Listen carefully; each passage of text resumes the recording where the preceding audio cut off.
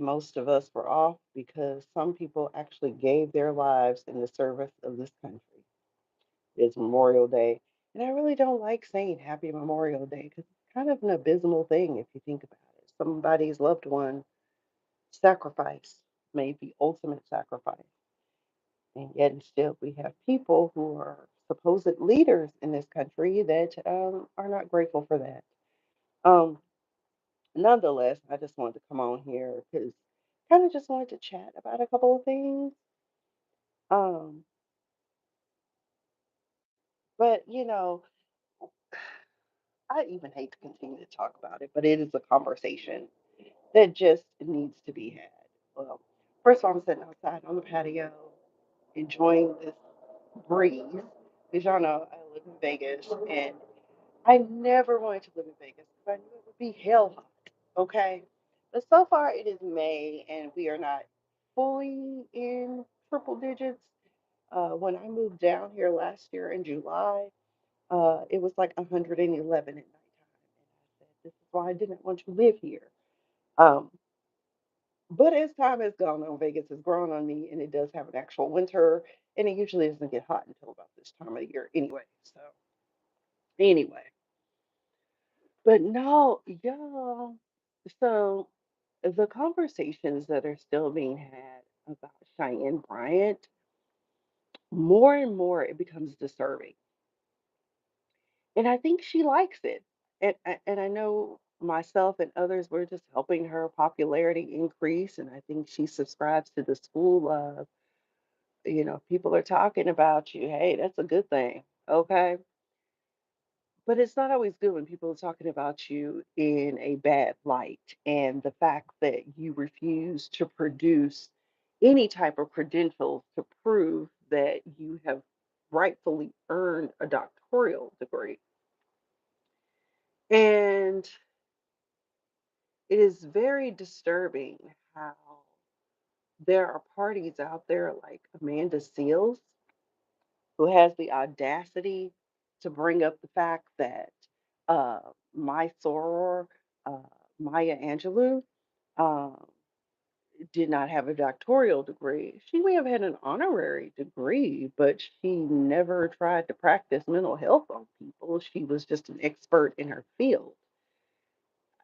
But I said, why should we even listen to someone who took an online survey and jumped up out of nowhere and said, I'm on the spectrum, I'm autistic, and yet never went to a therapist, never went to a psychiatrist, counselor, nobody to get a proper diagnosis as to whether you were in fact autistic? A little Looney Tune for most of our taste, very narcissistic. Uh, but probably, I mean, but yeah, she might be. I mean, she's definitely ADHD. I can tell you that right now. I can spot that a mile away. Um, but oh Lord, somebody wants to say hey to everybody who's watching. Ava, Ava, Ava. Hi, Lady Ava Marie. Y'all see my little corso? Somebody thought my baby was a puppy. I'm like, no, honey, she's full grown. My baby even starting to gray a little bit. So anyway, so, but I just keep thinking about that. I'm like, how can you sit there, Cheyenne Bryant, and stand 10 toes down in the fact that you don't have these certifications and licensures? And you can be licensed to practice at a master level with a psychology degree. You can be licensed to practice as a counselor at a master level. But I mean, you don't have to be doctor, you know. But for some reason, she just standing 10 toes down in it. And then, uh, what was it? No, Ava, don't you dare. No more treats. Um, then I think it was today or yesterday, released some video of her sitting beachside or on a boat, talking about she pretty and petty, you know, playing the Cardi B. Some pretty and I'm petty And I'm like, that's the problem. She is the definition of pretty privilege. Oh, she's so fine. Oh, she's so pretty. Oh, God, she's so gorgeous. She lies. Who cares? We love her. She's beautiful. Baby, you can be pretty, but you can be rotten on the inside. Hi, Ryan. And that's what I see uh, for her is that she is pretty and pretty messed up in the head, honestly. You have got to be mentally ill to set up there and continue to justify what is not true. Okay. And then you got Amanda Seals co-signing. I said, but that's the perfect pairing. That's two crazies in a bucket together. Okay. Um, but it's just very, very disturbing. And I was like, we live in a very interesting times. I mean, education, accountability, responsibilities, everything is just getting thrown by the wayside. And it's disturbing. And then, you have people still defending her. And I'm like, I don't care if you don't have the credentials, but don't hold yourself out as a mental health professional who seems to think that going on podcasts and being on live TV is counseling. You might have some good points, but just admit, like I said, I think in the last video, I have a Juris Doctor, I have a whole law degree. I cannot legally give legal advice. Okay. What I can do is give you my personal opinion on the matter. And yes, probably some of my opinion is derived from my education and what I know to be true. But that does not mean that I'm gonna sit up here and be like, of course I can go to court and represent you. I ain't got not one bar license number nowhere, okay? Um, but again, it's unfortunate that we live in these times. Just like like I said, I stood up there recently, went through my transcripts because I didn't realize how many credit hours I actually had in psychology. Oh, Homelander got done dirty. I don't know who Homelander is, Clark, but okay. Um, and I'm just like, I might have more credit hours than she do because I have a minor in psychology and 2 semesters at Clark Atlanta for professional school counseling, which also comes with a professional counseling license, which I could have done. MB, he's from a show. I don't know who MB is. I have not a clue. Okay. But today I met with one of my sorority sisters uh, and one of my good girlfriends. People rather have a nice rapper than something meaningful inside. I agree. Last Scion, I agree. Um, there was something else I wanted to talk about too tonight, and it's very disturbing. And I swear there is a playbook in corporate America for this. I don't know what it is, but I was talking to her, and she was sharing with me, and I know this to be true because I remember when I was still active on Twitter, and it was right after I had gotten laid off from my job. And, you know, you can go from pet to threat as a Black woman in many corporate America settings. And this I know to be true. And that's why I always tell people, despite the fact that I currently love my current role, I am always cautious to not love it to the point to where it breaks my heart when they stab me in the back. Okay. And I'm not saying that that's going to happen in this situation, but what I can tell you is that they will praise you and then slay you later on down the line. And that's pretty much what has similarly happened to myself. My sorority sister I was talking to today, we talk about these people who are managers who, for some reason, seem to find us to be great targets. Any little thing you do is subject to scrutiny. And I don't understand, particularly, and this is not all, and I am by no means, because anyone who knows me knows that my friend circle is diverse in every way possible that you can think of. As a matter of fact, one in particular, I call her, that's my sister. I don't care what you say. White lady from Jersey, that's my sister. Okay, love her. But it's just weird how, especially, and some white males are guilty of it too, but white women more so than anything will target black women or minorities in general in an organization, create a falsehood, make them seem like they're bad people, and those who don't know how to think for themselves will in turn follow suit. Recently, I was at a conference and I ran into the majority of the people that were complicit in helping this one particular party at this organization get not only myself kicked out, uh, it's I just couldn't understand it because I remember one of my friends and coworkers, he told me, he said, it's not just you. And he was Asian. And I also found out later on down the line that this particular parasite is what I refer to her as.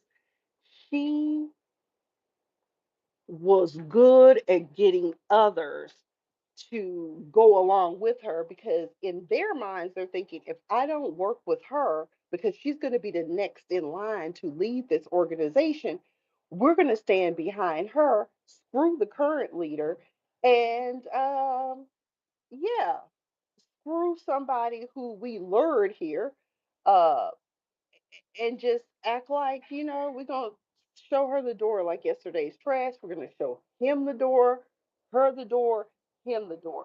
And if we can't get you out, we're going to make you feel as miserable as possible. Somebody said, last time I said, sometimes it's more tribalism than racism. It's what you're not rather than what you are.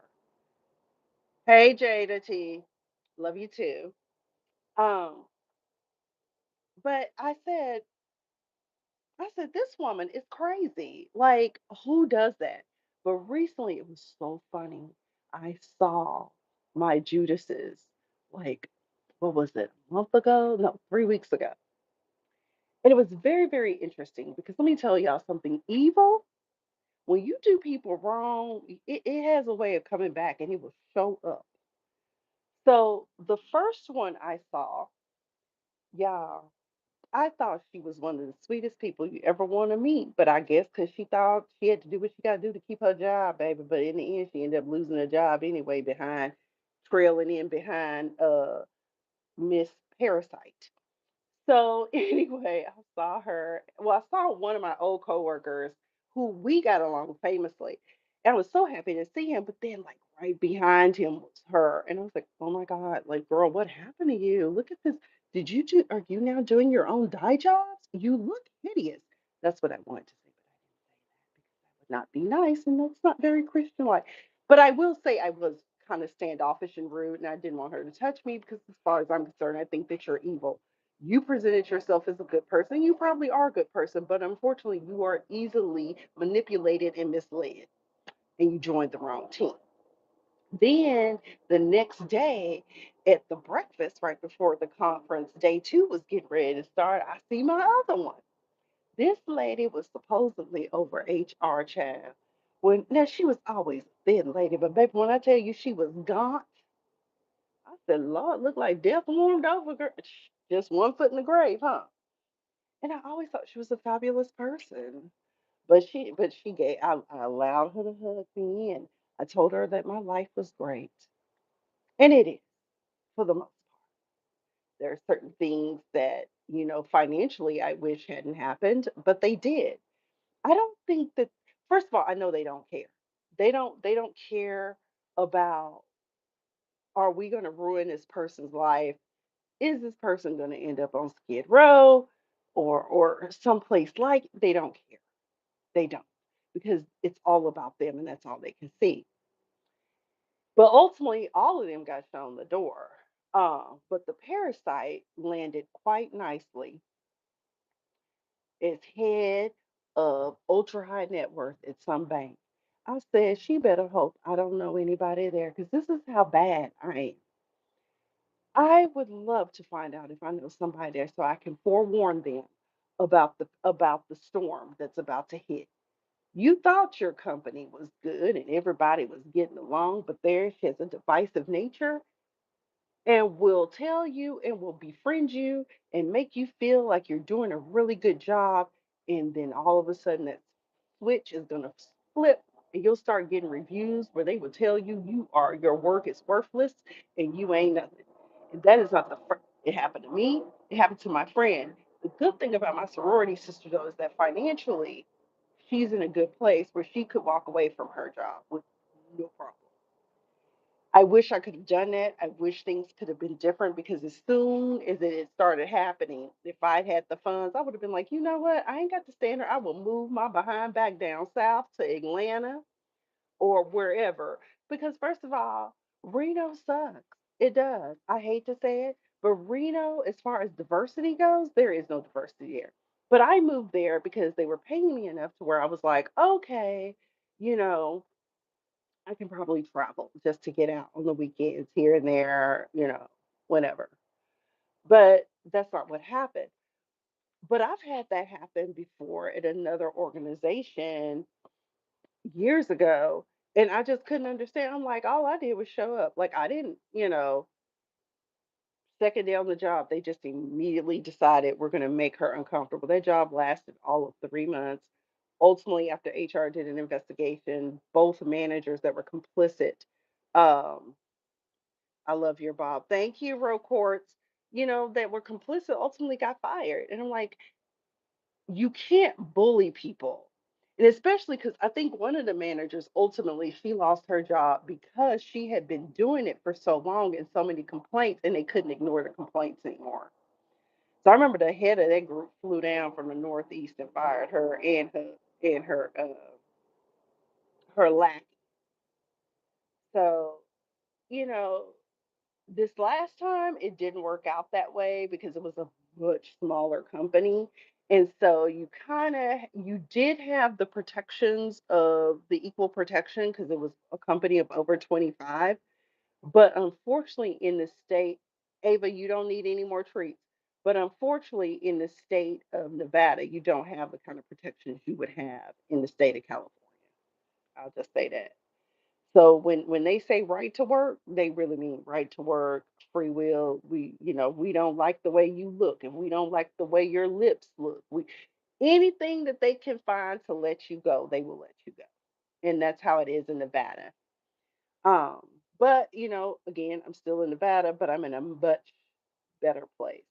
But I really want to come to understand why is it that when people get like, especially when, oh Lord, Ava.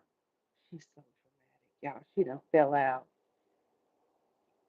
Well, she ain't fell out, but oh Jesus, because she's a treat hound. She refuses to eat her food, but she will eat a treat. Which I'm like, but eventually, after a day, she finally eats her food. So it's so hard being a single pet parent. But I really want to come to understand why is it, you know, we can do the job. We're good at doing our job. There are always assumptions made that, we want to come in and take your job. Because I remember at the job where the two managers got fired, the manager that was like the regional director or whatever, she didn't even have, okay, I think she had an associate. You got somebody coming in with 2 degrees and 10 years above you at this organization, and you want to target me. I don't know if you thought I wanted your job. I never wanted to be in that position. I had other ambitions. Uh, I wanted to be on the relationship side of things. I wanted to be bringing in the bank, okay? Because the more relationships to bring in, the more money you make as a relationship manager. But I think sometimes that's what it is. I had a conversation recently with a colleague at another organization, and he was telling me, he ended up having to leave one organization because there was a fear that because of his qualifications, you know, oh no, he can't stay here because he'll take my job. Like he said, I didn't even want that role. I was perfectly happy doing what I was doing, staying in my lane. And I think that's one of the things no one ever asks. What are your ambitions? Do you know I finally had somebody ask me that? What do I want to do? in the company. And I was honest, I want to be in leadership. That way you can gauge. Some people are perfectly happy staying in their lane. I remember I was at one job, this one dude, they had to force him to take a promotion because he had ended up maxing out, I guess, the max range for that role. But he had no ambitions. All he wanted was have a day job, enough money to pay the bills, and still work on his hobby of being a musician. That's all. And that's the problem, those conversations that I had. Instead, you get this jealousy and envy, and then you decide, you know what? Let's target the black woman or a minority of some sort, and let's get them out of here because I simply don't like her because I'm uncomfortable with her being here. And it's very unfortunate. And then, some people's health uh, suffers because of that. I remember when I was talking to my sorority sister today, she said another colleague that was being bothered by this woman ended up suffering a minor heart attack. That's how stressed out she was. Or the fact that you have these managers that if you're not careful, you could be violating uh federal laws. Because I remember I was telling her, I said, one of my friends ended up leaving a job, told the manager she was going on leave. Now, in most corporate settings, when you go out on FMLA, short-term disability, whatever, you don't have to tell your managers that you're leaving. It's just a courtesy that you tell them that you're leaving. And this manager said, and this is not the first time I've heard a manager say that, well, you didn't ask me, you didn't discuss this with me. Ma'am, she has to have non-elective surgery if she wants to live. The girl got bleeding off.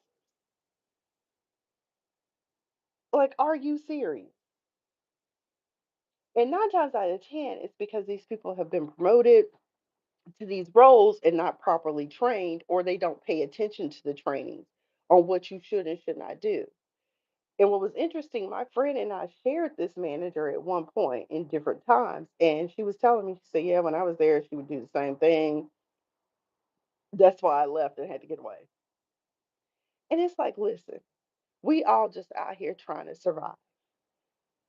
If you feel threatened by someone, you need to do a full self-evaluation on what is it about you and your insecurities.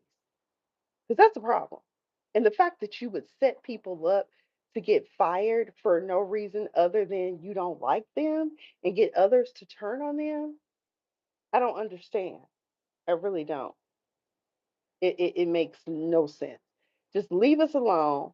All we want to do is come in, do the best possible job we can, and go home and live our great lives. That's all. Just leave people alone. Racism and race, period, honestly, race, as we all know, is a social construct. Just because I don't look like you does not mean I cannot function in my role as you could. To judge somebody on site just because of who they are, something wrong with you. Something wrong with you. Something really is. I pray for you because it's a problem. That's what's wrong right now. That's what's going on Pennsylvania Avenue in DC right now. I don't know why they think that, you know, color is a problem for them, but it is. I mean, let me say this. I know why, but I won't even go there right now. That's a different discussion. But anyways, if you want to join the conversation, because I'm going to cut this off now because I'm being harassed by my fur child, whom I desperately need to brush out because she's shedding. Summer is here, so that undercoat is coming out. Yes, Corsos shed, honey, and they shed a lot when the summer comes. Or Cane Corso. Please call them Cane Corsos. It's not Cane Corso, it's Cane Corso because it's Italian, and just because it's spelled Cane, remember Corso also is Italian, so get it right. But anyways, that was just a little educational moment. But anyway, I am going to get off here, but I wanted to just talk about that and briefly, of course, broach the subject once again of Cheyenne Bryant as she continues to be embattled regarding her credentials. And I'm just gonna pray for the system, because clearly something's not right upstairs. Like you advocate for mental health, but have you advocated for mental health for yourself? That becomes the question of the day. But anyways, we are going to go. Actually, I need to. I know it's late, but shit, now all of a sudden I'm hungry because I didn't eat until about 3 o'clock this afternoon. But now all of a sudden I'm hungry again. Might go in here and make me a sandwich. You know, a sandwich. I know. Y'all know I'm from the South. But anyways, love you guys. Thank you for those who did join. But please comment down below if you want to share a story about how you, as a minority, particularly as a black woman or black man, have been shunned or mistreated, and in some ways, damn near abused in the corporate entity. Love to hear your comments. Anyways, y'all make it a great night. I've been Miss Sophia the Diva, and if this is the first time here, hit that subscribe button and like and share. And be sure to join the conversation. You never know when I might pop back up again. Good night. Ava.